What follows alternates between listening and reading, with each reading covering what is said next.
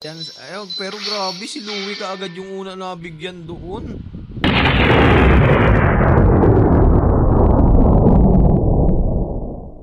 Ng mga ODK na sa bottom lane, U1 nakapag-flicker out pa, pero yung ating shadow kill coming from Louie ay nabigyan sa bottom lane na naman yung Spearing Eagle kasama ang kalmot na binigay ni Mar at si Oleg ang kanilang nakalmot dito, although na ikas yung Zaman Force papasukin ni Mar dito ang isang Hanabi at ayun na nga ang kalmot, ang Rabies, napakasakit. Sir Eviso will fall down in that situation. Ilang goal lang pero at the bottom lane Zaman Force kumakasar, dancing in the moonlight si Miss Zen, pero nandoon ang ating Luminum Blast, kinasa, pinukpok sa mukha, si Yuan ay tutumba, pero ang ating Flare Lantern ni kinasa na rin nandoon sa backlane si Lexus, meron pang wolf form to, pero papasukin na naman dito nga po ni Oleg, si Sir Eviso makakuha doon ng tower, si Mar nandoon na rin nakabang ng ating wolf. Eto na, kinakalkal na si Sir Eviso, pero yung ating AGC kinasa nandoon sa backlane si Oleg, pero walang nagawa doon, pinasok pa sa tore, double back na rin tayo kalkal nandoon. Louie hindi na nakapag shadow kill at nasundan siya sa kanyang shadow. Oleg isusunod, dalawang bagsak sa side ng mga ODK heroes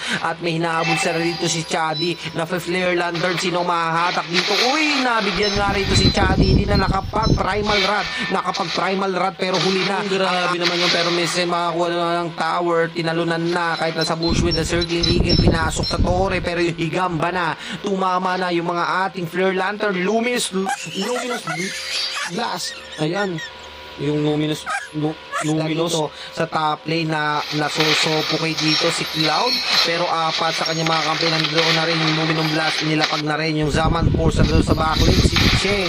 Oleg ay naipit doon yung Zaman Force, Oleg will cool down, si Lu ay susunod sa bottom lane. Medyo namulachi doon ang ating Chadi, yung Eagle Inhibitor Tower sa third tower, nabagsak na rin yung Zaman Force, kinasa na rin, pero gusto nang umabante rito ng mga Zai Rebellion. Ando doon ang tower sa top lane and bottom lane.